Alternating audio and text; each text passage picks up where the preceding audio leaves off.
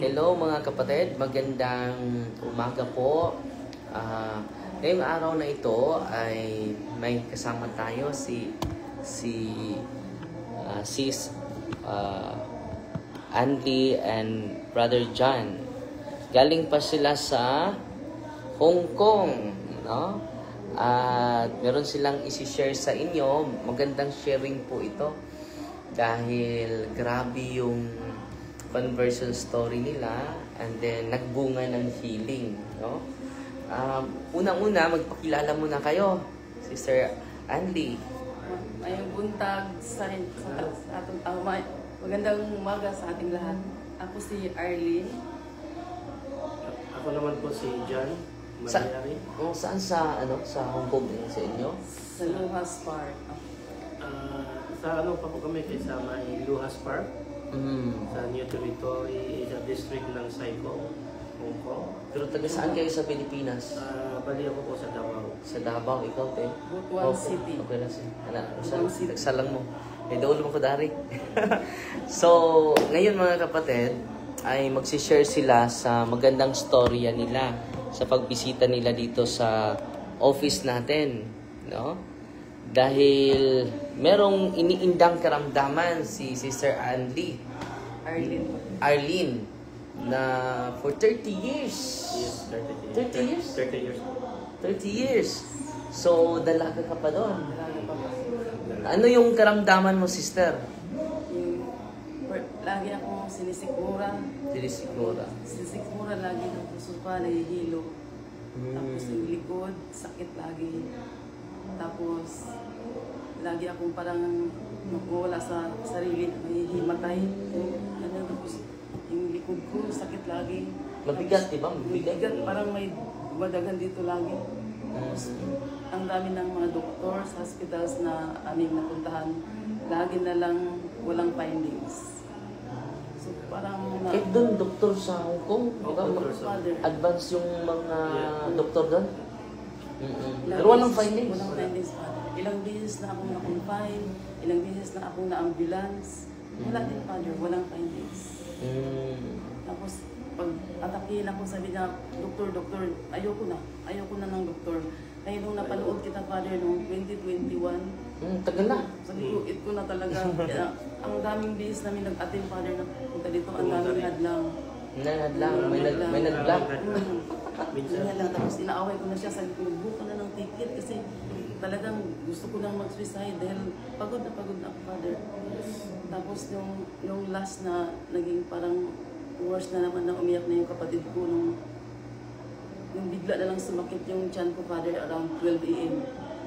Ano yung pagkatapos ng birthday ko last year. So, akala ko, Father, yung normal lang na magtatai ako, gano'n. So, pag ko sa toilet, Father, hindi tae ang oras, puro dugo.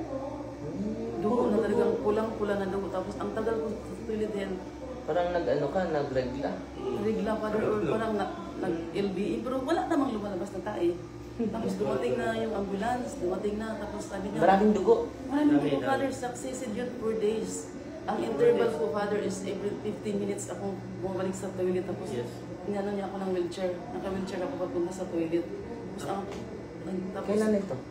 Last year, Father, pinaka-worst. Tapos ito pag umatake, Father, hindi normal yung oras madaling araw minsan. 2 o'clock, 1 p.m. Ganun ba? Madaling araw, Father. Tapos, ang sobrang, hindi mo mai-explain, Father, ang sobrang sakit na parang may hinuhugot sa ilalim na, tapos yung parang yung nag-deliver na mga anak.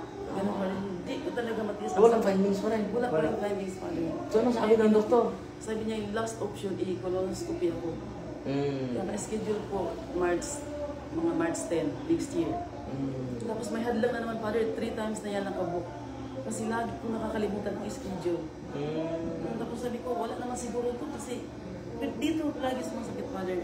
Tinanggal na yung mattress ko, wala na lahat. Kasi sobrang sakit nga. Pero ganun pa rin ang sakit, kahit tinanggal na lahat. So akala nila, nagdududa yung doktor sa matris mo? Mattress ko, Father. So, tapos nung dinala niya ako doon sa Maynila, narinig talaga niya, Father, na 3 doktor nagsabi na wala kaming dapat tanggalin, hindi namin sa pwedeng operahan kasi wala namang kami nakikita, wala namang findings. So si mama ko po, iyak na Dok, tulungan niyo naman yung anak ko Dok kasi namilipit na sa sakit, pwede naman silang siyang operahan. So ang ginawa ko, Father, kasi totoo naman po na nanaginip ako kay Papa. Kasi lagi po may address Papa yung lagi kong sinusumbungan sa problema ko.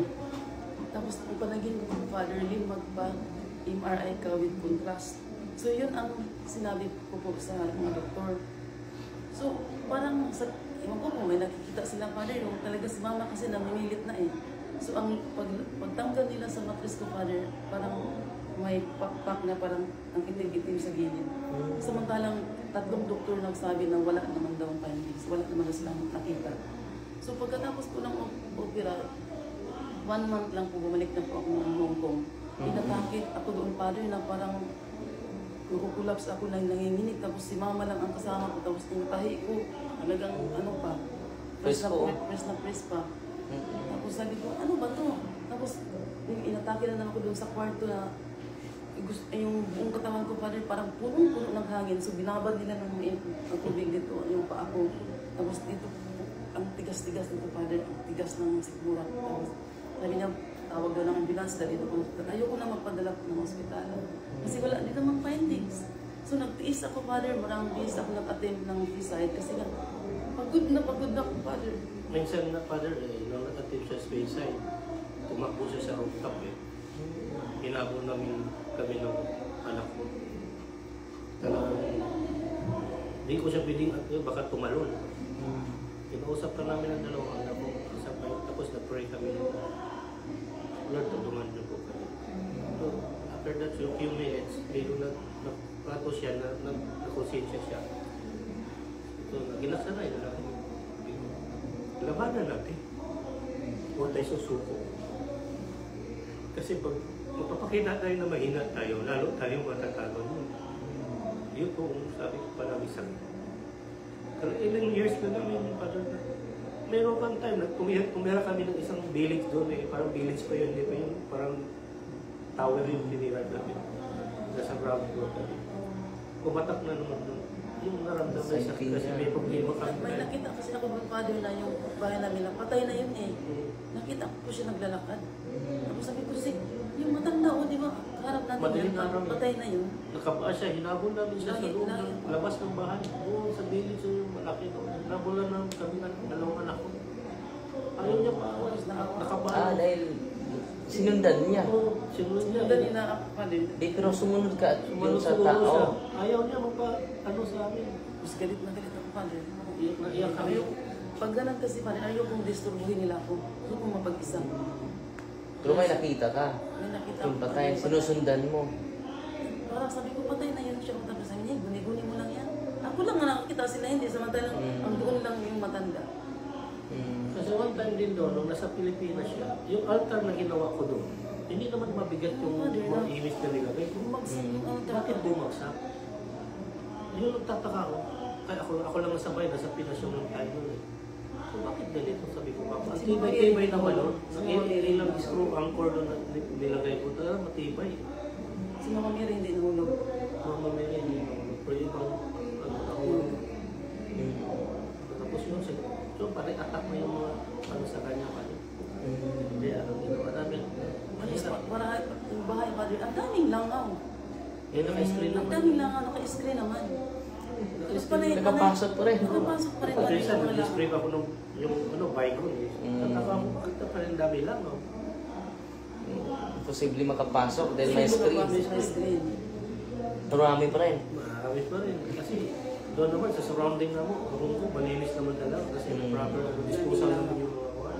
Kung magtataka ka, bakit? Kondo yun or bahay niyo? Yung bahay na parang tinirahan namin, iba rin yun sa ground floor. Ilang years din kami. Tapos ngayon, parang condo na. Nasa 21 floor kami.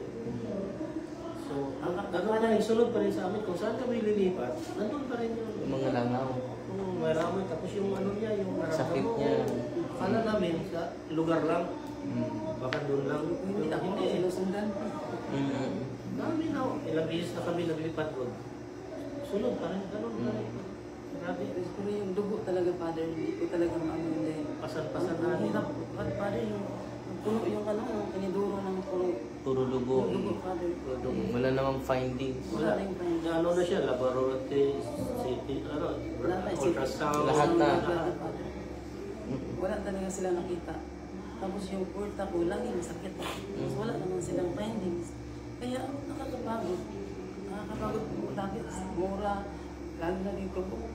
Kaya tuwing umaga, hindi ko siya maasikaso ng breakfast. Yung blood Parang test. tinitigilan ko pa din. Ay, ayaw bumangon. Magulat na ako pagising. Wala na siya. So, mga kapatid, yung prayer bro. So, dito mga kapatid na higit na sila sa isang linggo. And then, anong nangyari? Pinipray natin silang dalawa. Siya nag-react talaga. Grabe yung reaction niya. At Sister Arlene at si Brother John. Nung ine-exercise ko sila sa curses dito. Anong kiramdam mo, bro, during exorcism? Yeah, brother. Ang naramdaman ko po una pinawisan ako nung malamig. Aircon naman dito. Yung aircon naman dito, katanga ko. Then after that, doon sa part Father na tinawag mo na yung pangalan ko. Nag-start na ako manginig. Nanginig. Grabe na yung itong dalawang kamay ko, gumagano na yun. Tapos para bang ako bubuhatin. Para akong bubuhatin Talaga siya gano'n. maganon. Tapos nung binigyan ko ni brother ng crucifix, Tinignan mo. tinitigan ko, doon ko naramdaman lahat ng mga dumaan sa buhay ko, yung mga kasalanan ko. Kaya Flash. na-flash ko, tapos tinitigan ko. Talagang umiyak ako. Parang gusto ko nga sumigaw eh. Yes. Kaya, Muntik ka nang sumigaw. muntik na kong sumigaw, kaya lumuha na lang po ako tumitig sa kanya. Pero pinagsisihan ko yung mga kasalanan ang nagawa ko. Imbis na nag-confess ko na yun, pero talagang pumasok. Tapos yung mga siguro, kaya siguro meron akong ganun nag-react. Dahil meron time dati nung teenager ako, pumasok ko ng isang religious tapos may gift ako na gano'n. May gift ka. Oo, may Tatanggap. Yun pala, hindi pala dapat mali pala yung gift na binigay sa akin. Akala ko totoong gift na yun. Kaya siguro isa din yun. Nag-react ka. Nag-react ako. Kaya doon ko na-realize. Grabe. Puno yung pawis mo. Grabe nga. Kahit aircon dito mga kapatid. Nag-minister ko siya, nagiginig pa. Grabe, aircon nga dito tataka. Bakit pinapawis? Grabe na, bless Father. Grabe. Salamat din. Praise God. And then, alam nyo, yung prayer ko ay ginagamit ko itong prayer ni Saints Cyprian of Nicomedia against all magic, witchcraft, and sorcery. No? Isa dito ay, dito siya, grabe yung reaction niya. If this, your servant John is bound by the spirit of malice, dito. Pero kahapon, hindi na siya nag-react. No? Because of magic or evil spell and curse. Dahil maraming mga taong naiingit sa atin at meron silang mga ritual na gawin against sa atin. So dito siya nag-react because of envy and slander. No? Or from the evil eye or hex or evil consecration, render powerless then this injury that has befallen your servant John from every ill, malefic activity, sickness, di ba? Mag-cause din sila ng sickness or any action caused by the evil one because of the hatred of evil people. Render all this null and void. Let this all be uprooted and their conjurers' ties severely and banished like smoke. Tingnan nyo banished like smoke. Mawala. So ngayon, ang nangyari, wala lahat yung mga karamdaman ni Sister Arlene. No? Grabe may specific talaga prayer simbahan. So binabasa ko lang para ma-appreciate natin yung simbahan natin.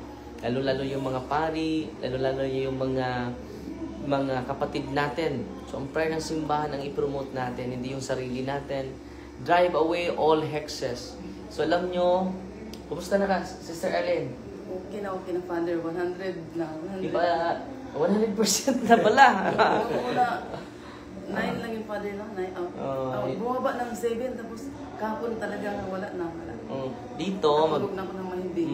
wala siyang sapat na tulog, mga kapatid.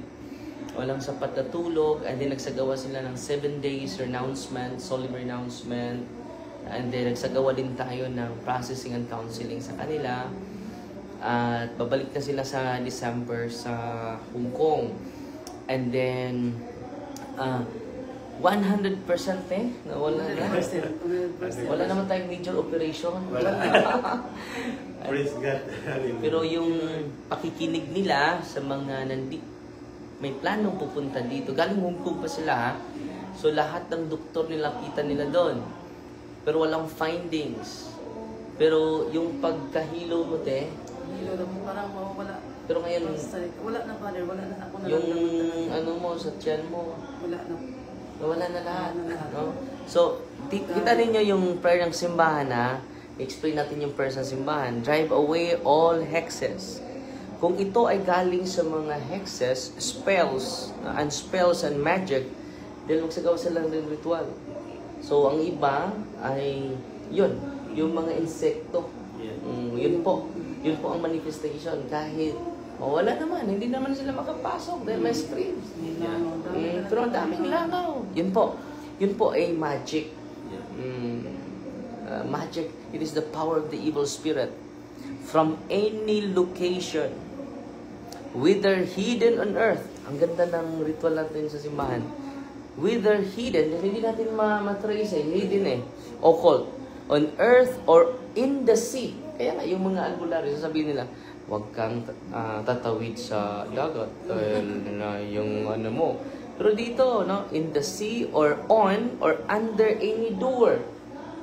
Dahil, kaya nga, dito sa office natin, magsagawa tayo ng deliverance from time to time. Bakit? May kaaway tayo Magsagawa ng ritual against kay Father Darwin, against sa mga tao dito para ma-divided kami. Diba? Yeah. So, to free us, nandito ang prayer ng simbahan. Okay? So, lagi tayong mag-aaral sa simbahan. Ako, lagi kong nagbabasa dito, hindi pa ako natapos.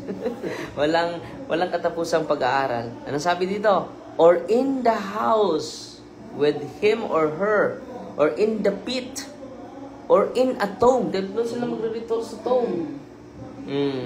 And any other place that you alone know, O Lord, with your almighty power that sustains all things and cares for your servant John and Arlene, cast out from him or her and their household all the activities of the altar of malice. Grabe yung simbahan, no?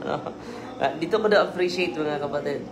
And his household, whether carved or written on animal, pwede nila gagamitin yung animal para yung aso, pusa, langgam, nandito, animal, skin, the iron, the stone, pwede stone, wood, or on a card with an ink or with the blood of a man, or animal, or with a stylus, or with a quill or mash, or any other substance, para ma-realize yung magic nila, yung ritual nila, yung magic.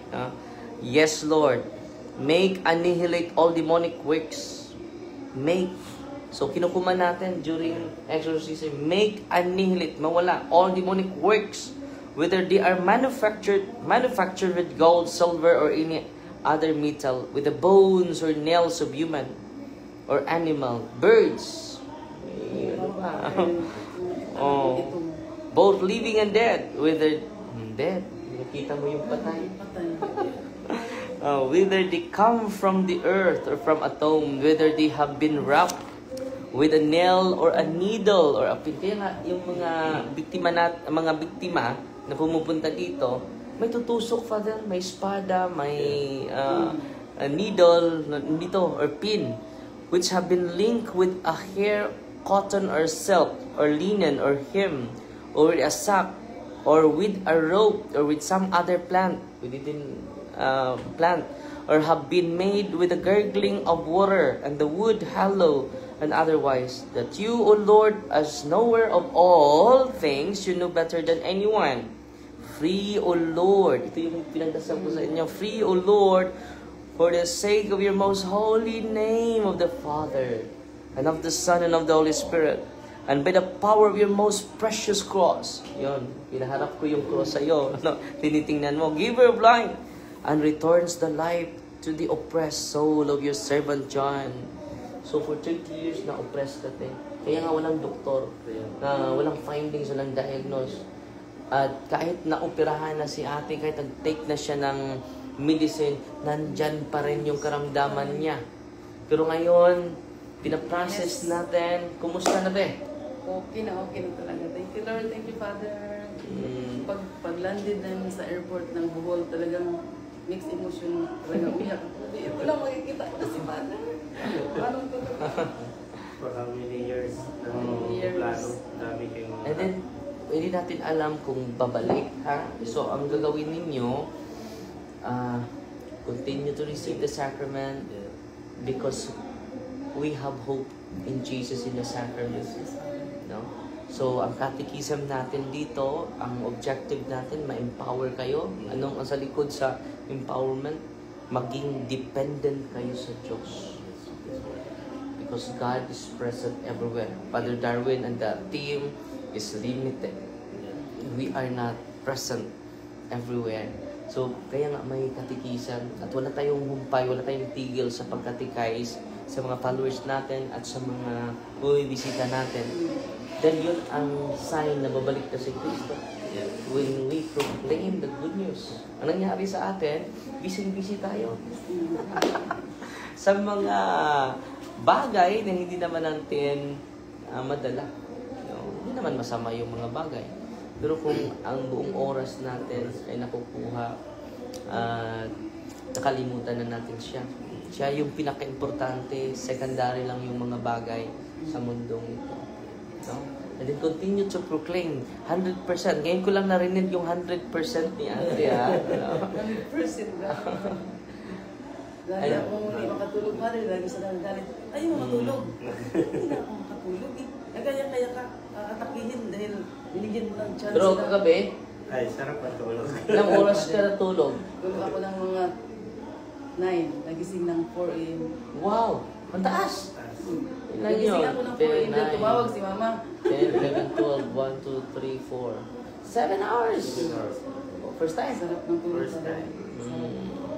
Dahil tanggap sila ng sacrament, confession, and renting of the sick, and then the Holy Eucharist. No? Grabe. So yan po ay sacrament of healing, mga kapatid, no? And then, very inspiring si Kristo. Yes, Father. At ano yung mensahe niyo sa mga kaparian natin? Ang mensahe ko po, we're blessed dahil talagang totoong may Diyos, totoo talaga answer prayer, lahat ng hiniling namin sa aming karamdaman, Wala. nawala. Pero yung conversion ninyo, ang pinaka-importante. Bonus lang po yung healing, and yung spirit of oppression na nawala. Bonus lang po yun. And then biblical yun. Acts of the Apostle chapter 10 verse 28 ba ito? Mas mabuti basahin natin. Acts, para ma-inspire yung mga pari. Chapter 10 verse 28. At ang pari lang makabigay nito, no? Sabi niya, Acts 10:29. Nakalimutan ko sa talata 29. That Jesus is sent by God to heal all of the oppression of the evil spirits. Patuloy ka bro, ano muna ako. Mag-research. Tungkol sa mga pari na asay basta ng kapupisan. Tapos isa yung mga nagsama tayo na almost how many years na hindi tayo nakasal. Now, nag-confess tayo na someday magpapakasal tayo. In God's time. In God's time. So, ipaplano natin. So, kasi hindi man kailangan mag-serve tayo na hindi tayo kasal. Kailangan natin sa mission natin. So, gawin natin ang nararapat para sa ating pagpuli na gagawin natin para sa ating paglingkod sa Diyos. So, magplano silang pakasal mga kapatid is coming as soon as possible. No? Possible by next year siguro. Dahil December na sunod, no? Nakalimot ako sa talata mga kapatid, no? Next year, So, importante talaga makasal sa church. So, yung kasal natin kasi may civil wedding. So, may basmas ng Panginoon. Yes, yan po ang pinakamalaking milagro. 228 siguro. Nakalimot ako sa talata na dahil sa dami kong nakapasok sa isipan ko. So, pasensya na ha. All of the oppression are healed by Jesus. All of the oppression is healed. Jesus is sent by God to heal all of the oppression of the evil spirit. All. Sabi niya all, bro. Hindi sinabi niya some. All of the oppression. Nakalimot lang ako sa talata. Mag-review lang ako. So, yan po ang blessing ng Panginoon for 30 years. Si Ate Arlene na nagsasuffer. Muntik na siyang magpakamatay many times. Many times na siya nag-suicide. Mga, ano naalala mo? Ito nga latest no, gusto niya tumalon sa may terrace eh. Tawag siya sa akin. Sabi niya, hindi ko na kaya. Hindi ko na kaya. Please, parang Blanco yung isipan mo. Parang lagi may bumubulong na, ay wala ka ng kwenta, magtalon ka na dyan sa may terrace. Inaras ka. Tapos inano So, hindi ka nakatrabaho dun sa Hong Kong? Hindi pa din. So, housewife ka lang doon? Housewife. Hindi siya makatrabaho. Dahil sa karamdaman mo. Matake pa rin. Inaras na tatakot siya. Dito pa, pag dito talaga siya, may hinubugot na. Tapos pag pag tumayak, ang laki-laki parang ng lalaki. Oo. Hindi naman tumawa, hindi siguro ito tao itong... Pero, yung spirit of incubus sa'yo, na gagahasain ka, gagamitin ka. Kaya yung right... While natutulog ka. Yung right na susuko yan, lagi na inaano. Kaya ang... Makikita mo, ma-feel mo lang. Feel na feel ko, Father. Pero hindi mo makita Hindi ko siya. makikita. So yun po ang spirit of Naririnig ko incubus. lang, Father, may boses na lalaki. Yun lang. Pero wala naman sa tabi ko. Nasa trabaho So, naman siya. kapag makatulog ka, Tutulog kasi siya Gising na na lang ako na daytime na eh. ang sakit ng kwarta ko. Tapos na magkapanghina, Father. Tapos minsan may marinig. maraming business ito. Marami lang this, Father. Lalo na yung mga ilang buwan this year. Lagi ako masakit na naman. Mag-deliverance tayo. Minsan kasi pag niyayaan ko mag-rosary, magagalit siya, Father. Ako, bakit? Siguro yung mga... Occult spirits. One time, Father, pagkos na ako sa work, ano yung anak ko, yung mga ibang ano namin, yung sister niya, gusto na mag-rosary, hinantay ako kasi aring ako ng bahay mga before, mga 7 o'clock. So inantay nila ako, sabi ko, sige, mga ilang station na lang, malapit na. Pagdating ko nun siya sa station, bigla akong Yung ayaw, Father. Galit siya. Ang sakit na sikura ko. Nakalap ako Kaya nag-react ka during sa pray. kasi nagantay na sila, sige sila nag-monitor sa akin. Tulog, Father. Pag nag-rosary kami. Makatulog. Lagi ko siya ginagano pag iniirapan naman niya ako lang ni Father lang. May ko iba na to. Ay, tumawag na lang ng ambulance kung saan ako ng MTR station sa labas. Nagantay ako ng ambulance sa labas. Wala namang Wala lumabas. ding findings sa kanyang Father. Pagdating ng hospital, check up lahat. Wala namang findings. Siguro isa din yung way na yun.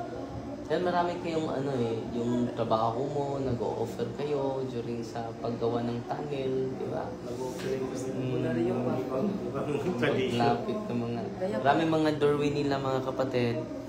At nagsagawa na silang renouncement ngayon. So ano yung naramdaman mo ngayon? Happy Yan ka. ako, Father, sama na siguro ako sa 100%. Kahapon niya, ang saya-saya niya eh. Ang saya ko kahapon. Very positive na. Positive, and then ako talaga Excited naghanap siya. ng paraan kung saan tayo, mag-pray tayo, tapos ito. And then sinubok kayo ng Panginoon. And then ito po, your test will become your testimonies. Yeah, di ba? Very amazing yung nila mga kapatid. Very amazing yung testimonya nila. Amazing din yun yung problema, grabe. Hindi man-describe 30 years. So, just imagine si Ate Arlene ay dalaga pa sa mga panahon na yun. Nasa albularyo pa. Yung anak niya 26 years old. So, yan po ay sana po may bahagi ninyo yung natutunan ninyo dito at ma-empower natin yung mga kapatid nating nanood sa atin. Yes. Ito yung objective natin, bakit nag-share sila. Galing talaga sa kanila, hindi galing sa akin. Dahil gusto ko na kayo ang mag-share sa kapangyarihan ni Kristo na buhay until now. Amen. Hindi po ito, yung kapangyarihan ng mga apostol ay hindi nawala. Yung kapangyarihan ng mga apostol, yun din ang kapangyarihan na nasa kamay ng lahat ng pari. Yung kapangyarihan ng mga pari, hindi po 1/4 lang sa mga apostol. Hindi lang 1/2, fullness of power. Dahil si Kristo, mga kapatid, the same yesterday, today, and tomorrow. The same siya, hindi siya nagbabago si Kristo. Tayo lang ang nagbabago. Amen? Amen. So, maraming salamat. Alam ko na maraming na-inspire sa YouTube channel natin, sa Facebook page natin. Ginagamit na natin ang social communication para ma-inspire natin ang mga kapatid natin. Pero, granting lang ha, na hindi may natural na mga karamdaman. Kailangan din natin ng doktor. Kung hindi man ipagkaloob yung healing natin, ito dapat yung prayer natin, your will be done, not my will. Yes. No, yan ang gusto ng Panginoon eh. Hindi yung gusto natin. Pero yung gusto ng Panginoon ay ito po. Lumapit sila sa sakramento at ang sakramento that instituted by Jesus Christ yan. At sa mga malayo, yung mga hindi makapunta dito, go to your priest. Paano ito, Father? Hindi kami makapunta sa Lilal, Bohol. Malinaw is Lilal, Bohol. Huwag kayong mag-alala, may pari naman. So ano yung kakulangan nyo? Kung hindi pa kayo kasal, magpakasal kayo. At kung meron pa kayong nilalpitan ng mga albularyo, i-cut nyo na yan. Mag-renounce tayo lahat. So ang sacrament of healing ang i-promote natin. Hindi yung paraan ni Father Darwin. Dapat ang paraan ni Kristo ang hahanapin natin. Yes. Hindi yung paraan sa paggamot na hindi galing ni Kristo. Ang paggamot na galing ni Kristo, go to the sacrament, confession, anointing of the sick, and then magsimba ka lagi, receive the Eucharist. Si Kristo na po yan. Si Kristo ay present sa buong mundo. Kahit sa langit, nandun siya. Kahit sa purgatorio, nandun siya. So, yan ang hope natin. We are a pilgrims of hope. We are. Not they are. But we are. No. We are. Not they are. Sali tayo. We become a message of hope tayo lahat. Yes. Amen? Amen. Maraming salamat, Brother John. Thank you, Malyari, no? Malyari. Si Ate Arlene Malyari. Uuwi na sila this coming December 6 sa Hong Kong. At sa mga kapatid natin sa Hong Kong dyan, no? Father. In God's time. In God's time. And then, okay mag-alala dahil magkikita naman tayo dito sa Facebook page natin. Araw-araw yan. Yes, nanood kami lagi po. So, God bless ha. Bro, may last word? Yeah, yun po. Sa lahat po namin mga kapatid dyan sa Hong Kong, kung may time, mag-divide tayo, i-share namin yung more blessing na receive namin. And then, we share how to ma-feel ninyo ang ma-feel na-feel ninyo namin. yung na-experience namin ngayon. Conversion. Conversion, yes, conversion. Ang importante. Pwede ba ako i-post yung phone number ko? Pag tumawag sila ng walang problema. So, just contact me 5432-0402 John Malyari. Yan po, I-share namin. Just call lang po sa amin or message sa WhatsApp. Dahil mag-share sila mga kapatid, mag-evangelizer na sila ngayon. Yes. Kay Kristo. Dahil pagdating kanina, wala talaga ako naramdaman. Wow. Ang sarap talaga ng feelings. Thank you, Lord. Sarap Thank you, Jesus. Thank you, Father. And then, very essential yung sacrament of matrimony. The first miracle of Jesus happened at the wedding of Cana. Okay? Ikaw, te, last word? Last word.